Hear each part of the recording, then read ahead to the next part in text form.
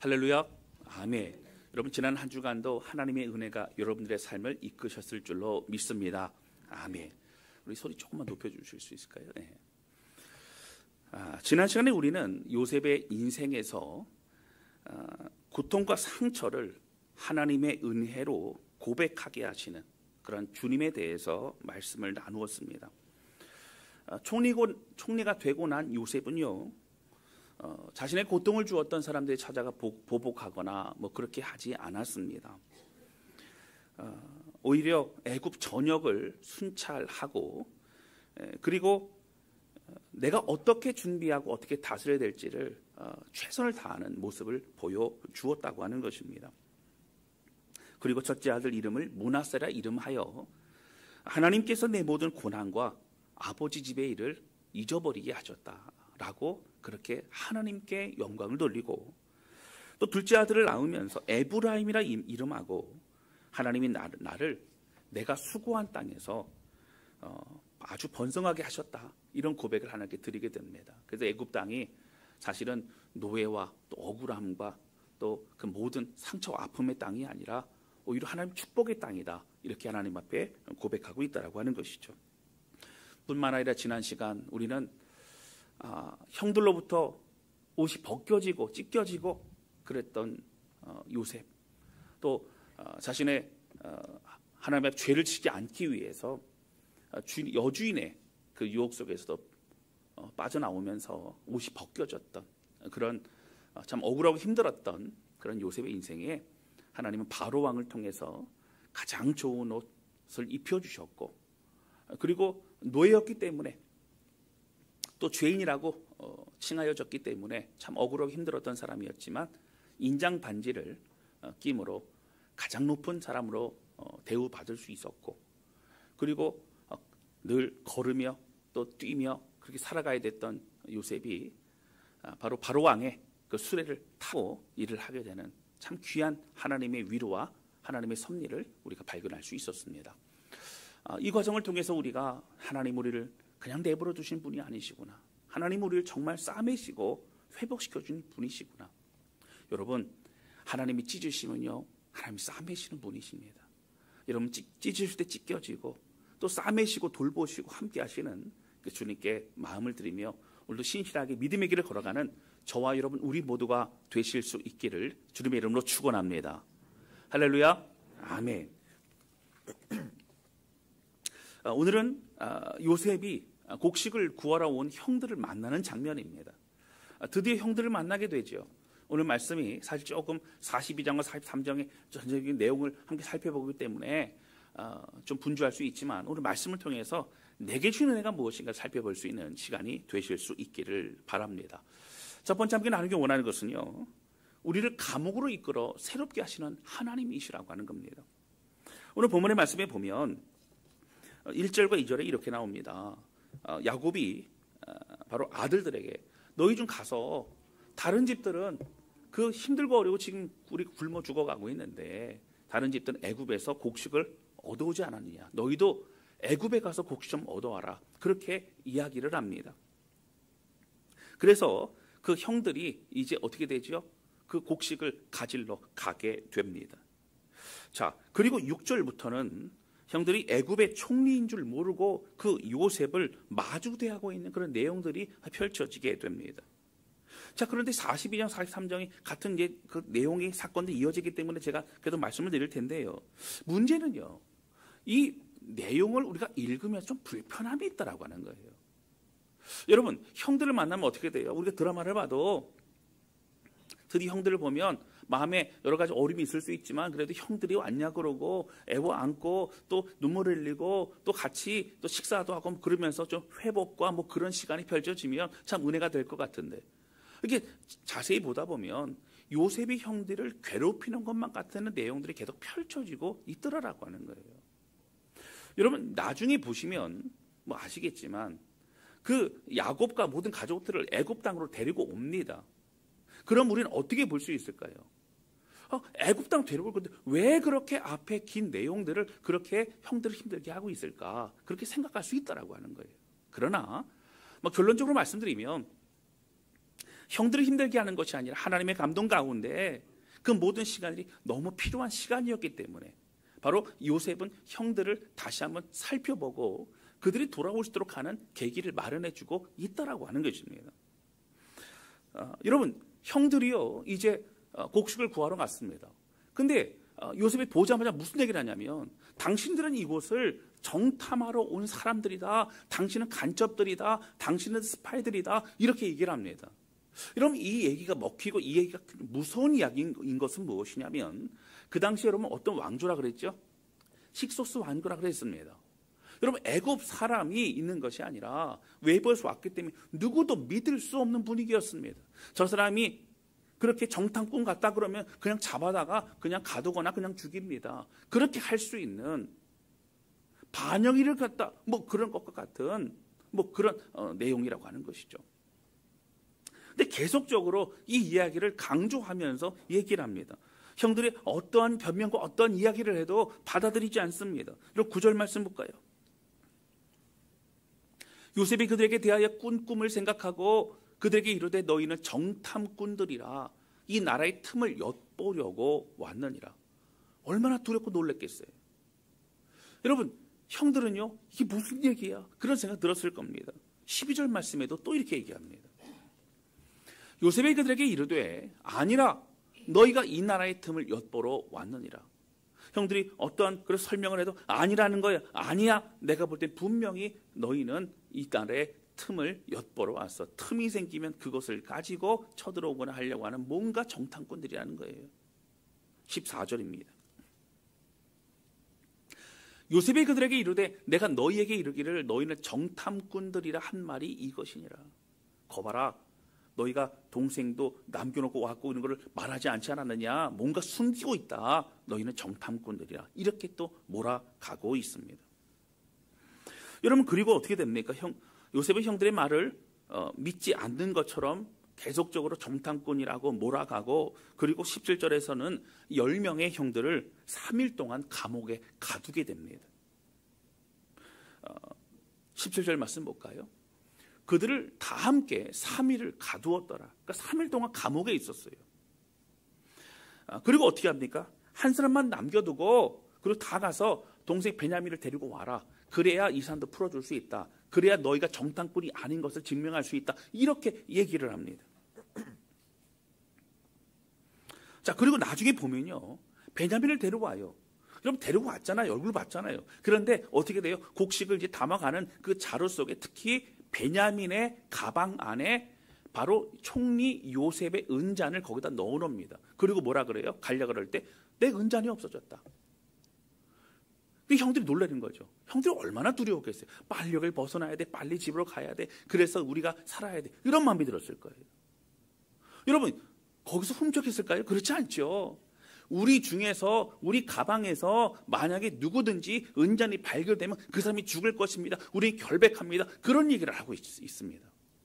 그런데 봤더니 누구의 가방에서 발견됐어요? 베냐민의 가방에서 발견됐어요. 이런 곤란한 상황에 빠지게 만들고 있죠.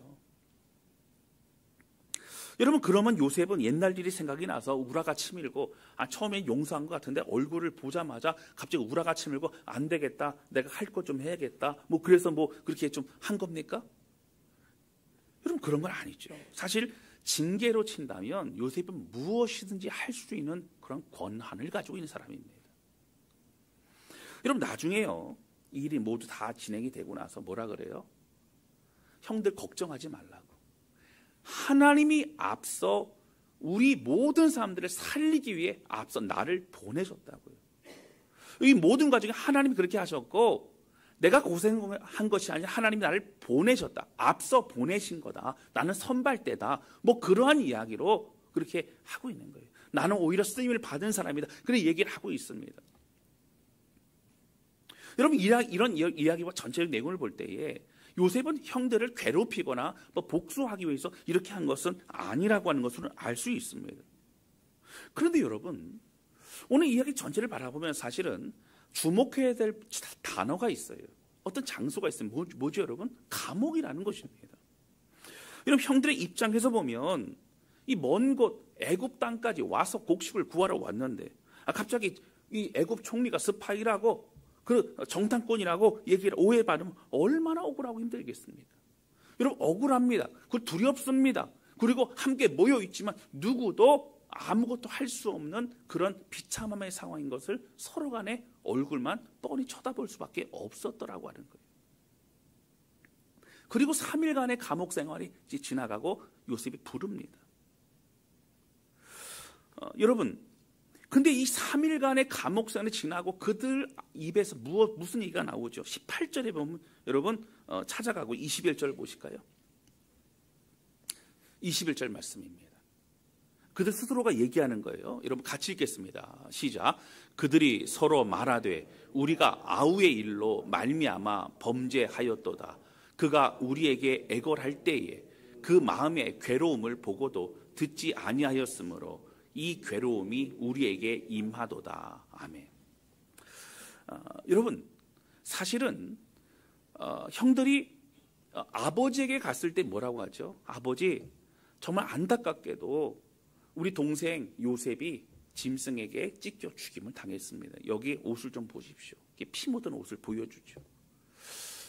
여러분 생각 외로 정말 아버지는 요셉을 사랑했구나.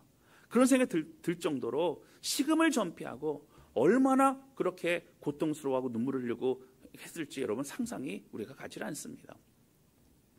여러분 형들은 어떤 마음을 가졌을까요? 그런 얘기를 했을 것 같아요.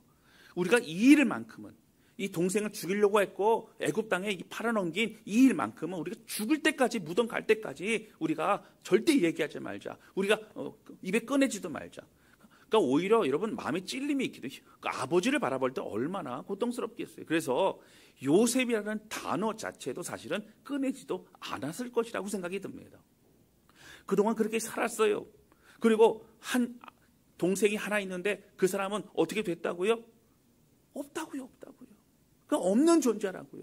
그렇게 생각하고 이름도 거론하지 않고 살아왔던 그런 동생인데 여러분 어떻다고요? 그들이 감옥에서 3일 동안 있고 난 이후에 고백하는 것은 우리가 이렇게 된 것은 바로 그 동생 그렇게 할 뿐만 아니라 그가 애걸할 때에 그가 울부짖을 때에 그 괴로움을 보고도 우리가 듣지 않았기 때문에 이렇게 우리 고통이 찾아온 것이다라는 고백을 하고 있다라고 하는 거예요. 여러분 그렇습니다. 감옥 안의 시간이 지나고 난 이후에 그들은 마음에 찔림이 오기 시작해요. 그들은 마음에 어떻게 돼요? 마음에 숨겨두었던 그런 힘든 부분들을 드러내기 시작합니다. 여러분 사실 앞절에 보면은 13절에 보면 어떤 내용이 있냐면요. 요셉이 너희는 뭐 가족이 어떻게 되느냐 뭐 이런 얘기를 할 때에 요셉을 어떻게 얘기하는 게 중요하면 13절 보실까요? 그들이 이르되 당신의 종 우리들은 12 형제로서 가나안 땅 한 사람의 아들들이나 아버지가 야곱이라는 거예요. 막내 아들은 오늘 아버지와 함께 있고 또 하나는 없어졌나이다. 여러분 사실은 3일 동안의 감옥에 들어가기 전에 요셉에 대한 어떻게 생각하고 싶지 않아요. 말하고 싶지 않아요. 그러니까 없어진 존재예요. 근데 없어진 존재인데 뭐라고요? 그들이 요셉이 뭐 듣는지는 모르겠죠. 통역을 세웠으니까 요셉인지 모르니까 우리가 그때 그 일로 인해서 우리가 죄를 지은 거야. 그래서 우리가 이렇게 된 거야. 우리가 지금 잘못했어. 그런 마음의 찔림이 더욱더 생기고 있는 것입니다. 여러분 감옥에 갇힌 그들이 여러분 어떻게 얘기를 해요? 21절에 보면 이렇게 나옵니다. 다시 한번 볼까요? 막 우리가 범죄했다. 우리가 아우의 일로 말미암아 범죄했다. 그가 우리에게 애걸할 때 우리 모두가 똑같이 죄인이라고 얘기를 하죠. 그런데 여러분 오늘 여기에 보면 참으로 우리가 우리 어떤 죄악의 실체를 또 보게 됩니다. 참 고통 가운데 참 이런 모습도 우리가 펼쳐지고 있다고 하는 거예요. 이런 뭐죠? 바로 르우벤의 모습인데요. 22절입니다. 다른 형제들이 우리의 죄악이야 우리가 그렇게 했어 그랬더니 르우벤이 뭐라 그래요? 르우벤이 그들에게 대답해 이르되 내가 너희에게 이 아이에 대하여 죄를 짓지 말라고 하지 아니하였더냐. 그래도 너희가 듣지 아니하였느니라. 그러므로 그의 빚값을 치르게 되었도다 하니. 여러분 지금 무슨 분위기예요? 마음에 고통스러워하고 두렵고 이거 어떻게 하지? 막 그러고 있는데 르우벤이 딱 나타났더니 큰형 아니에요. 근데 얘기를 내가 그때 하지 말자 그랬잖아. 내가 그때 반대했잖아. 근데 왜 그랬어? 너희가 이렇게 만든 거야. 너희 탓이야. 너희의 책임이야. 이 얘기 지금 하고 있는 거예요. 여러분 여기 보면요, 우리가라고 얘기하지 않습니다. 너희에게 이 아이에 대해 죄를 짓지 말라고 하지 않느냐. 너희가 듣지 아니하였느니라. 너희가 그 얘기하고 자기는 빠지고 있습니다. 21절의 감옥 속에서 우리가 죄인이라고 얘기했던 그 다른 형제들 앞에서 너희가 그랬다고 얘기를 하고 있는 것이죠.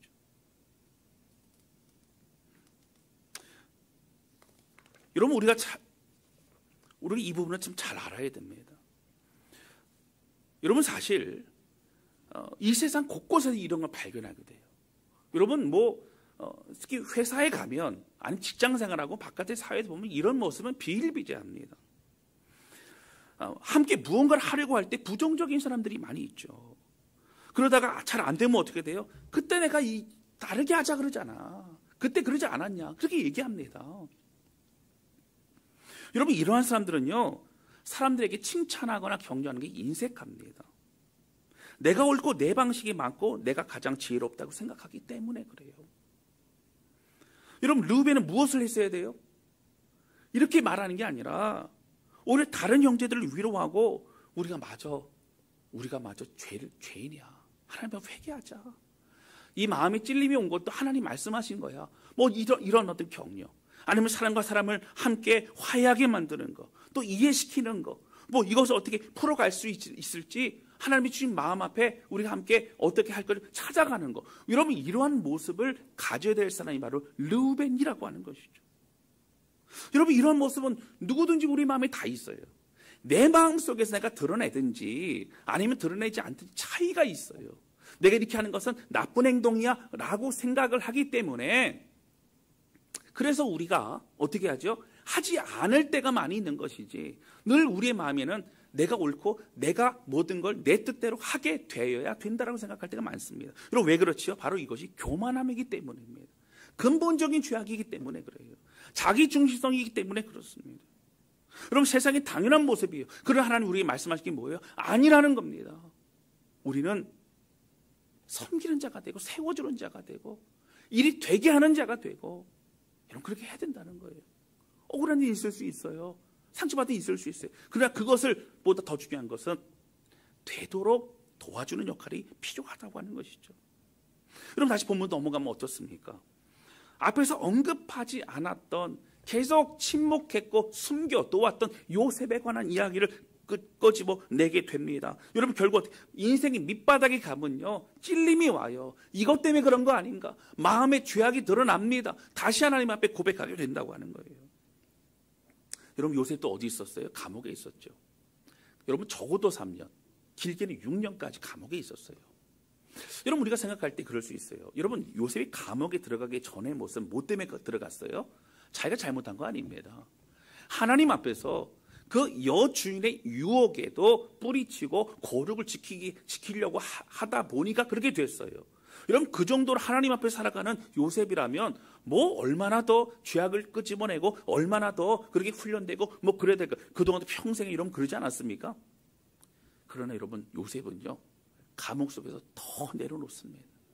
더 하나님 바라봅니다. 더 죄악을 끄집어냅니다. 더 하나님 앞에 그렇게 되면서 정말 총리가 될 수 있는 사람으로 준비가 되고 있는 것을 우리는 볼 수 있더라고 하는 거예요. 여러분, 그리고 또 다른 감옥 사건이 등장하죠. 원래는 여러분 다른 사람들을 다 이제 옥에 가두고 원래 계획은 그랬어요. 앞에 나중에 읽어보시면 됩니다. 그리고 한 사람을 보내서 베냐민을 데리고 오라. 근데 그랬다가 이제 요셉이 마음을 바꿔요. 한 사람을 가두고 나머지는 가서 베냐민을 데려와라. 이렇게 얘기를 합니다.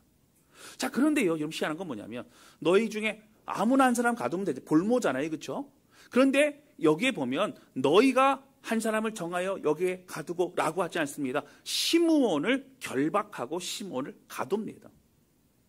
여러분 왜 시므온을 가둘까? 여러분 성경학자는 많은 연구와 고민들을 좀 하고 있고, 사실 여러분 왜 시므온을 그렇게 할까? 라는 생각이 들지요. 자, 24절 말씀 볼까요? 요셉이 그들을 떠나가서 울고 다시 돌아와서 그들과 말하다가 그들 중에 시므온을 끌어내어 그들의 눈앞에서 결박하고 시몬을 이렇게 집어서 끌어옵니다.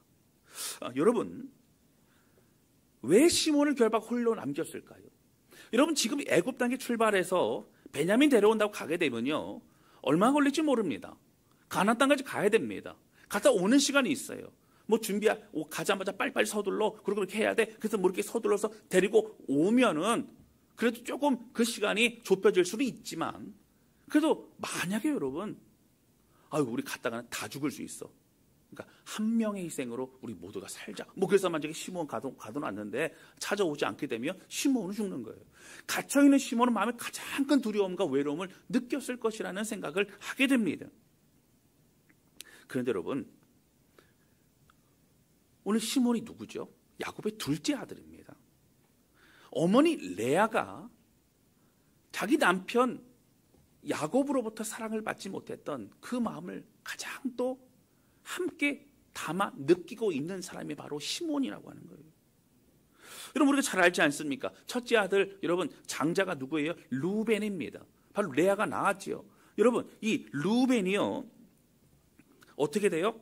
바로 합한 채 임신 촉진제를 그렇게 가져오지 않습니까? 여러분, 임신 촉진제를 갖다 구해서 가져올 정도면 지금 누구의 그 아픔을 공유하고 있는 거예요? 어머니의 아픔을 공유하고 있는 거예요. 이거라도 갖다 주면은 어떻게 해요? 애를 더 낳아갖고 이제 나중에는 아버지가 야곱이 어머니에게 좀 마음을 좀 그렇게 두지 않을까라는 생각을 가지고 다 그렇게 가져옵니다. 여러분, 지난번에 말씀드렸어요.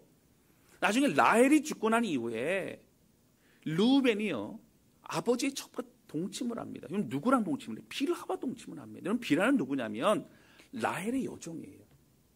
아버지가 다시는 이 라헬의 이 어떤 연결된 사람들하고 근처에도 가지 못하도록 치욕스러운 그런 상황을 만들기 위해서 루벤이 그렇게 했다라고 하는 성경학들 해석이 굉장히 많습니다.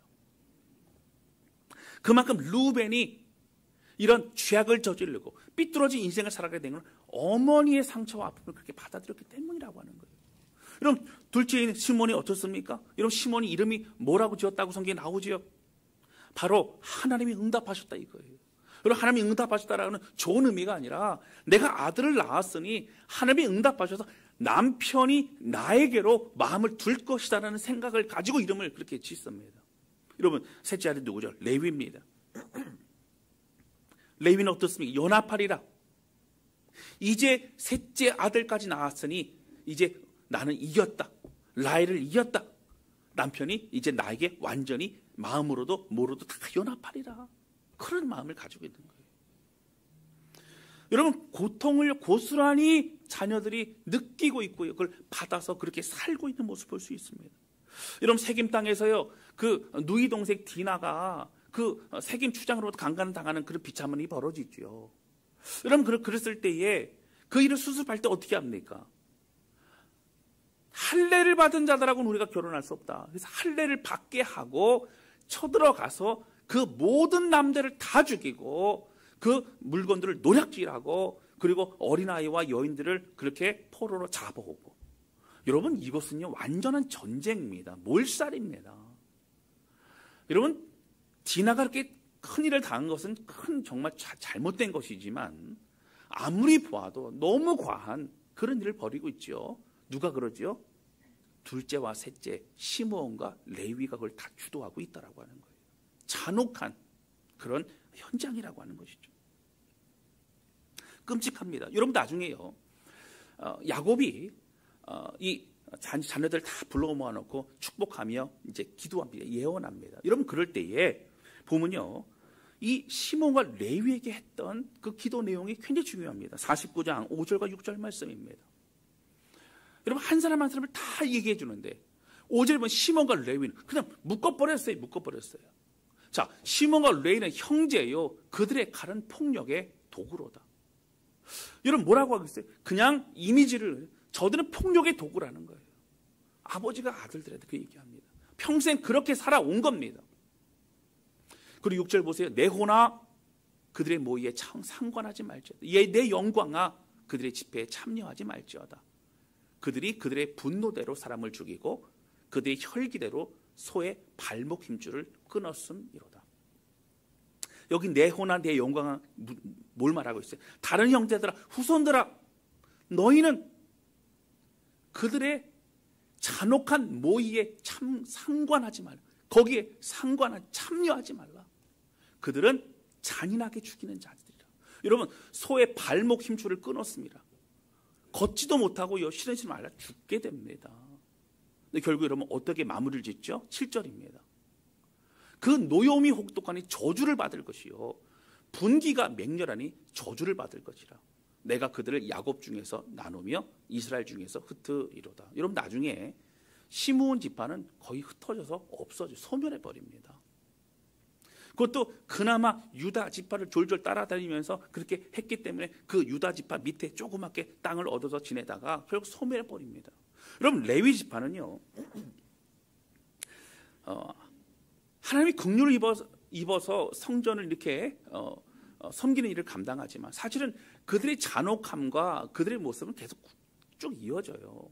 여러분, 사사기에 보면요, 그 레위 지파에 있는 어떤 여인이 뭐 이렇게 희롱당하고 강간하는데 죽게 되는 일이 펼쳐집니다. 여러분, 그 어떻게 되냐면요, 그 시신을 가지고 토막을 내요, 레위 지파가. 그리고 토막을 내서 12지파에게 다 보냅니다. 그거 보고 뭐 어떻게 해요? 마음의 분노를 일으키고 전쟁을 하게끔. 여러분, 굉장히 뭐 말할 수 없는 잔인함을 가지고 있더라고 하는 것이죠. 여러분, 오늘 본문의 말씀은 참 안타까운 뭐냐면요, 다른 형제들은 많이 변화가 됩니다. 그런데 이 시므온은 변화가 된 내용을 찾아볼 수가 없어요. 결국 나중에 야곱이 자녀들 위해 축복하는 그때까지 그는 마음이 찔림이 없어 변화되지 않습니다. 오늘 하나님은 우리에게 감옥이라고 하는 어떤 그 장소로 몰아넣으시며 하나님 앞에서 자신을 되돌아보고 회개할 기회를 우리에게 주실 때가 많다라고 하는 것이죠. 여러분, 결국 어떻게 되죠? 장자인 르우벤은 장자권을 가지지 못합니다. 여러분, 그렇게 간음하는 죄를 저질렀기 때문에 그렇죠. 그럼 둘째와 셋째인 시몬과 레위도 이 잔인한 그런 죄악으로 인하여 장자권을 갖지 못합니다. 여러분, 넷째가 누구죠? 할렐루야. 갑자기 왜 목사님이 그렇게 물어보시냐고. 유다입니다, 유다. 그렇죠? 유다 뜻이 뭐죠? 하나님을 찬양하리로다. 여러분, 레아가요, 그 고통 속에서 내가 이렇게 아이를 많이 낳는다고 되는 게 아니구나, 내 노력은 되는 게 아니구나 라고 깨닫고 이제 넷째 아들을 낳으면서 내가 하나님을 찬양하는, 하나님을 바라보게 되죠. 여러분, 그때부터 유다는 달라집니다. 유다는 태어날 때부터 유다야 그러면 이름이 뭐예요? 하나님의 찬양아, 뭐 그런 거예요. 그런 하나님의 찬양이라는 소리를 들으면서 자라난 유다는요, 그 누구보다도 선한 사람으로 살아가게 되죠. 결국 유다가 예수 그리스도, 다윗의 계보여 예수 그리스도의 그 통로로 쓰임 받고 있는 것을 보게 됩니다. 여러분, 그리고 나중에도 보면요, 유다가 베냐민을 대신해서 내가 여기 남겠습니다, 여러분, 그렇게 얘기하는 장면들도 볼 수 있다라고 하는 것이죠. 그 얘기는 좀 이따가 좀 다시 합니다. 여러분, 성경학자들은요, 요셉이 시몬을 콕 집어서 그렇게 했던 것은 바로 시몬에게 또 다른 기회를 주기 위함이라는 것이죠. 자신도 감옥 속에서 자신도 억울했지만 자신도 변화가 되고 더 기쁜 하나님을 만났던 것처럼 시몬 형을 그렇게 바뀌기를 원하는 마음으로 했다는 것이죠. 또 어떤 성경학자는 그런 얘기를 합니다. 시몬이 같이 가면 일이 망친다는 거예요. 가면 또 다른 얘기, 또 뭔가 다른 얘기를 해가지고 일이 그르치고 아마 베냐민 데려오고 이런 자신의 어떤 큰 계획들도 잘 되지 않을 것이라는 생각을 가지고 격리시키는 거라고 얘기하는 그런 성경학자들도 있다라고 하는 것입니다. 여러분, 그렇습니다. 하나님이 모든 상황을 통해 요셉을 감동을 주심으로 그 이 사건들이 이끌어가고 계시죠. 여러분, 인위적으로 하나님은 오늘 우리에게 감옥이라는 아무것도 할 수 없고 비참하고 처절한 그런 상황으로 몰아가실 때가 있습니다. 여러분, 그럴 때 있지 않으세요? 내가 할 수 있는 건 아무것도 없구나. 내가 기도하고 내가 밟으면 내가 사람을 의지하고 내가 뭔가를 해봐도 내가 할 수 있는 게 아무것도 없구나. 여러분, 그럴 때가 어떤 때예요? 하나님 우리를 만나기 원하시는 때라는 것을 믿으시기를 주님의 이름으로 축원합니다. 할렐루야.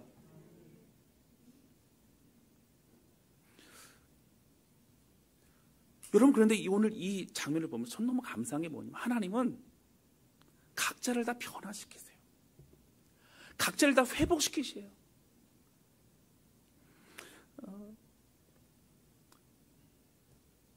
여러분 21절 말씀 보면 이렇게 됩니다. 21절에 보면요. 그들이 서로 말하되 우리가 아우의 일로 말미암아 범죄했도다. 여러분 이 얘기, 우리가 아우의 일로 범죄했고 그의 애거라는 모습을 그래 외면했다. 여러분 이거를 지금 앞에 듣고 있는 요셉의 마음이 어떨까요? 그때의 그 고통과 그 아픔이 막 생각이 나지 않았을까요? 여러분 그리고 나서 보면 24절에 이렇게 나옵니다. 자, 요셉이 그들을 떠나가서 울고 다시 돌아왔어. 자, 형들을 만나고 나서요 울었다는 얘기는 여기 처음 등장합니다. 좀 왜 울었을까요? 자, 21절, 22절, 23절 형들의 한 얘기를 듣고 요셉이 갑자기 울음이 터져서 울고 왔어요. 왜 울었을까요? 여러분 형들이요 스스로가 우리가 잘못했어. 우리가 그렇게 해서 지금 죄 받는 거야. 우리가 그때 그 애걸하던 모습을 외면했어. 그 얘기를 듣는 걸 보고 요셉의 마음에 어떻게 해요? 치유가 되고 있는 거예요. 눈물을 흘리면서 회복이 되고 있는 거예요.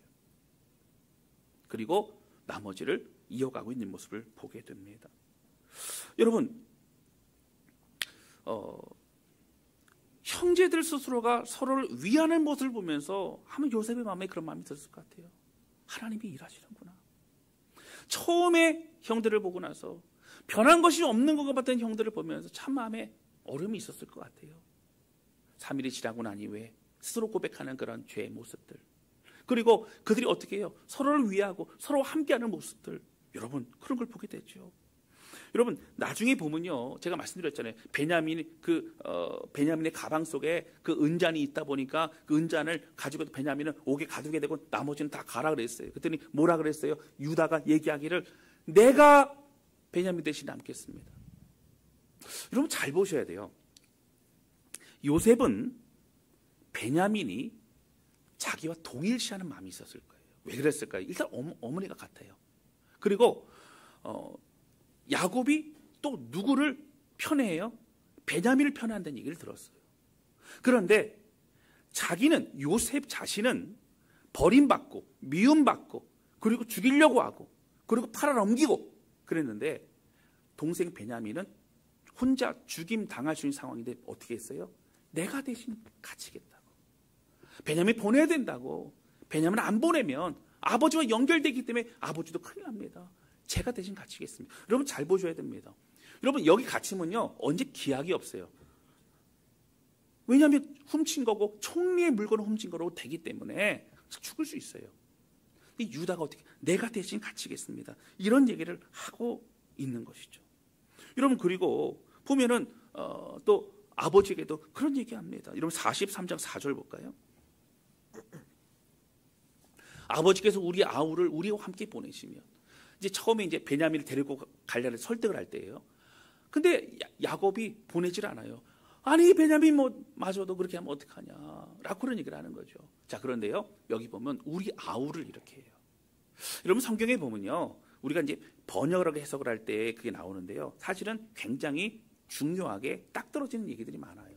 여러분 예를 들어서 그 탕자의 비유에 나오는 것처럼요, 그 첫째 아들이 뭐라 그래요?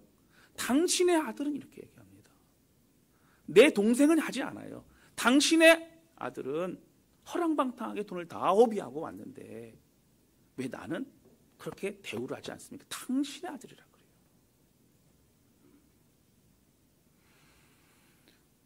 여러분 그 성경 그런 계속 나오죠. 여러분 사실은 유다가, 다른 사람들이 어떻게 이해할 수 있어요? 다른 형제들이 아버지의 아들을 우리와 함께 보내라고. 그래 우리가 살지 않겠으면 막 짜증 부릴 수 있어요. 아니에요. 우리의 아우를 우리와 함께 보내시며 내 동생이라는 거예요. 그 마음을 표현합니다. 라헬의 아들이 아니에요. 아버지의 아들이 아니에요. 여러분 44장 33절 볼까요? 유다 얘기를 한 번 더 할게요. 이렇게 간청하죠. 이제 주의 종으로 이 아이를 대신하여, 누구 베냐민을 대신하여 머물러 있게, 자기가 결박되겠다는 거예요. 내 주의 종이 되게 하시고 그 아이는 그의 형제들과 함께 올려 보내소서. 누가요? 유다가 대신 내가 대신 감옥에 갇히겠다고요. 베냐민을 미워하지 않습니다. 안타까워합니다. 그를 귀하게 여기고 있다라고 하는 것이죠. 여러분 요셉뿐만 아니라 다른 형제들도 변화가 되어 가고 있는 것을 우리는 확인할 수 있어요. 하나님은 우리를 위해 때로는 감옥 같은 밑바닥을 보내시죠. 여러분 제가 사실 뭐 이러한 얘기는 요셉이 그 감옥에 갇혔을 때 했던 얘기이기도 합니다. 그러나 여러분 그냥 우리를 보내신 게 아니라 우리 모두 각자에게 다른 감옥이 있어요. 다른 어려움이 있어요. 다른 고통이 있어요. 그 안에서 하나님 만납니다. 그러나 여러분 오늘 시므온처럼 마음을 그냥 하나님 앞에 드리지 못하는 사람들도 있어요. 나중에 야곱도 변화가 됩니다. 그리고 이 모든 과정에서 하나님 치유하십니다. 회복시키십니다. 화해시키십니다. 사랑하는 성도, 요셉은 이미 하나님 앞에서 형들을 용서했어요. 그러나 하나님은 그 용서뿐만 아니라 이제 상처와 아픔도 치유하기를 원하신다라고 하는 거예요. 그리고 철저히 하나님 앞에 서고 하나님을 의지하는 사람들은요, 이 모든 걸 허락하십니다. 여러분, 내 머리로 내 생각으로 그렇게 막 하다 보면요, 상처 회복 안 됩니다. 관계 회복 안 돼요. 어려워요. 여러분, 가족의 형제들, 부모, 자식 간에 여러분 형제들 관계 여러분 어려워요. 결국 어떻게 해요? 하나님께 내어 맡길 때만이 가능합니다. 여러분, 하나님의 인도하심과 손길을 철저히 내어드리고 하나님 앞에서 직면하는 그러한 저와 여러분, 우리 모두가 되실 수 있기를 주님의 이름으로 축원합니다. 할렐루야. 두 번째 함께 나누기 원하는 것은요, 하나님을 다시 바라볼 때의 평강과 믿음이 찾아오게 된다는 거예요. 여러분, 야곱의 집착이 전 너무 안타까워요. 여러분, 야곱의 집착이 요셉이라는 한 사람이 인생을 망가뜨린 것만 같지 않습니까? 그런데 요셉이 이제 죽었다고 생각했던 야곱은요, 또다시 그의 아들 베냐민에게 집착을 하고 있다라고 하는 겁니다.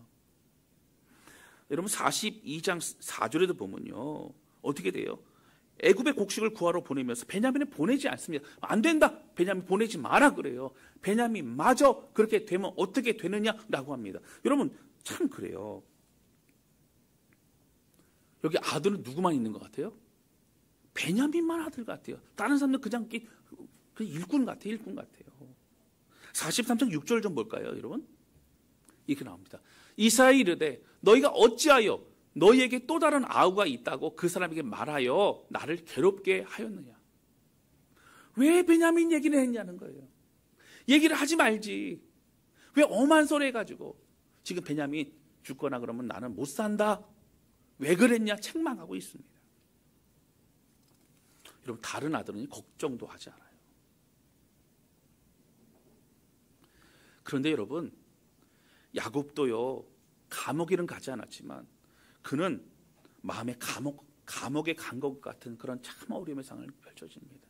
여러분, 요셉은 없고 베냐민도 보내야만 되는 상황 속에 이제 베냐민 안 보면 우리 아들 다 죽게 됐는데 어떻게 해야 되지? 그런 마음의 고통 속에 내가 할 수 있는 것은 아무것도 없구나 생각합니다. 그러면서 뭐가 생각났을까요? 그의 젊었을 때 모든 인생이 아마 생각났을 것 같아요. 그러면서 맞아요, 하나님은 친실하신 분이시지, 하나님은 나의 정말 선하시게 인도하신 분이시, 그걸 깨닫게 됩니다. 여러분, 그리고 어떻게 고백을 하게 되지요? 믿음의 결단을 합니다. 43장 13절 14절입니다.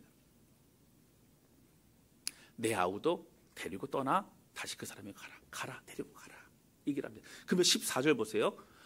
전능하신 하나님께서, 여러분, 그 전에 야곱의 입에서 하나님 얘기 안 나와요. 전능하신 하나님께서 그 사람 앞에서 너희에게 은혜를 베푸사 그 사람으로 너희 다른 형제와 베냐민을 돌려보내게 하시기를 원하노라.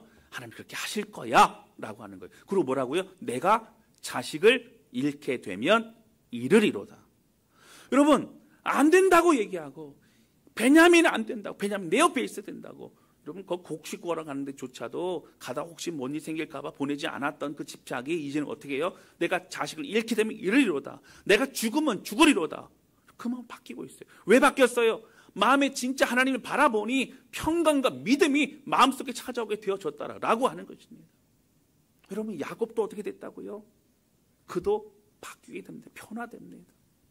사랑하는 성도 여러분, 오늘 우리 인생 가운데 고통과 어려움만 집중하면 참 힘들고 어렵습니다. 그러나 여러분, 고통과 어려움 속 하나님을 바라보면 우리를 회복시키시고 인도하실 뿐만 아니라 관계도 여러분 회복시키시고 우리 더 성숙해 하시고 하나님 놀라운 은혜의 사람으로 우리를 세워 가신다라고 하는 것이죠. 오늘 이 내용 중에 똑같은 감옥에 가도 그렇게 변치 않는 사람이 있는 것처럼 오늘 나는 어떻게 돼? 여러분 가장 은혜 받고 가장 여러분 변화되고 가장 그래서 누구예요? 요셉이에요. 요셉. 요셉은 조그마한 어려움이 있어도 하나님께 무릎 꿇는 눈물 흘리는 사람이에요. 회개하는 사람입니다. 오히려 은혜를 사모하는 사람은 더 큰 은혜를 받게 된다라고 하는 것이죠. 여러분 오늘 이 사실을 기억하면서 온전히 하나님만을 신뢰하겠습니다. 하나님 우리의 모든 복잡한 관계도 회복시키시고 우리의 가정 안에도 새로운 일을 행하실 하나님. 하나님 나를 단련하신 이후에는 내가 정금과 같이 나오리라.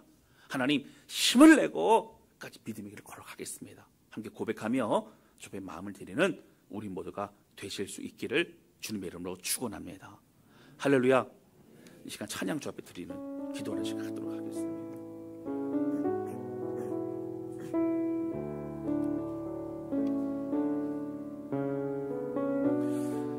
여러분 야곱 얘기 또 요셉 얘기 쭉 하면서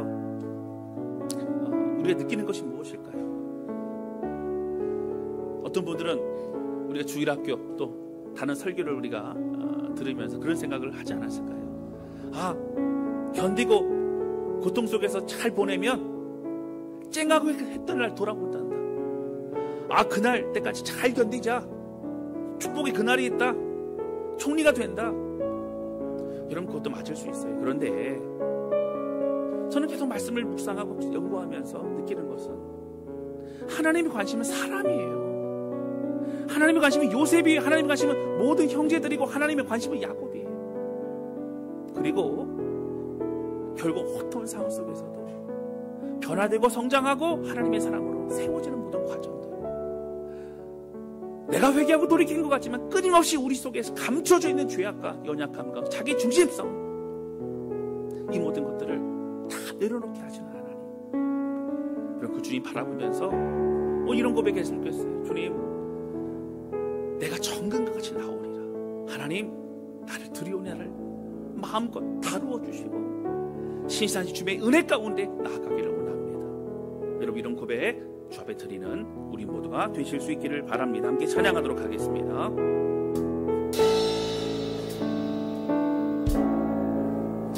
주가 보이신 생명의 길, 나 주님과 함께 상한 마음을 들이며 주님 앞에 나아가리.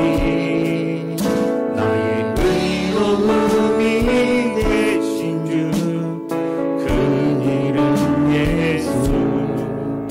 나의 길이 되신 이름 예수.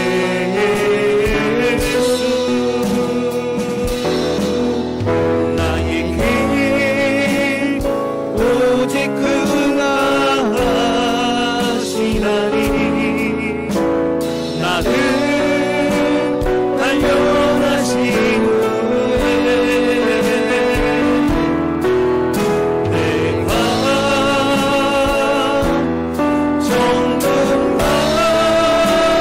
정금같이 나오리. 다시 한번 고백합니다. 주가 보이신 생명의 길, 주가 보이신 생명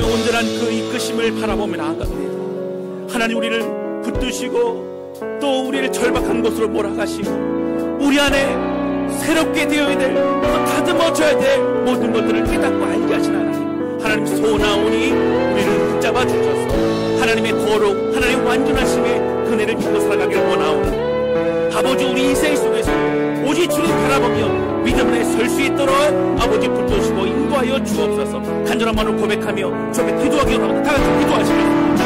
하나님 아버지 고백하며 기도합니다. 하나님 아버지 우리의 모든 생각을 인도하시는 하나님 간절히 고백하며 기도합니다. 하나님 요셉도 형들도 야곱도 변화되고 회복되고 있는 것을 보게 됩니다. 하나님 아버지 신사치 하나님 하나님께 집중합니다. 주께 나아갑니다. 우리를 절박한 모습을 돌아가시고 그곳에 임재하신 하나님을 만나게 해주시고 하나님 우리의 모든 죄성과 연약함을 다 하나님 내어놓고 저의 회개로 돌이키는 도와주지 않고 남니다. 아버지 하나님 오늘 변화된 모습들을 바라보면서 오늘 우리가 어떠한 삶을 살아야 될지 하나님 아버지 야곱조차도 다 내려놓게 하시는 하나님 오늘 우리의 마음을 주드리오 우리의 모든 죄성 우리의 모든 연약함 다 하나님께 나아갑니다.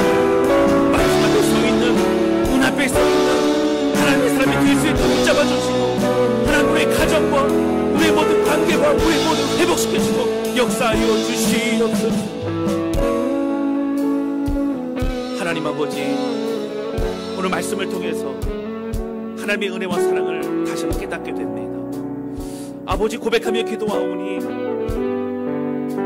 요셉도 형들도 야곱도 회복시키고 성장시켜 주신 것처럼 오늘 우리 안에 늘 여전히 있는 모든 죄성과 연약함 다 십자가에 못 박혀 해주시고 하나님 절박한 곳으로 내어 모실 때에 정말 회개하고 돌이키고 하나님 앞에 눈물을 흘리며 남은 인생 거룩과 온전함으로 드릴 수 있도록 인도하여 주시기를 원합니다. 하나님 상처로 남겨지지 않도록 관계를 회복시켜 인도하시는 하나님 주께 마음을 드립니다. 하나님 함께 해주셔서 우리 모든 성도들의 가정을 돌보아 주시고 그 눈물과 고통과 상처 위로하여 주시고 하나님의 삶 온전히 설 수 있도록 인도하여 주옵소서. 야곱이 고백했던 우리의 모든 집착을 다 내려놓게 도와주시고 하나님을 바라볼 때에 내가 아들이 이를지라도 내가 주님 바라보게도 고백했던 것처럼 하나님의 신실하심을 믿고 신뢰하는 우리 모두가 될 수 있도록 하나님 역사하여 주옵소서. 우리 주님만을 찬양합니다. 예수님의 이름으로 기도하였습니다. 아멘.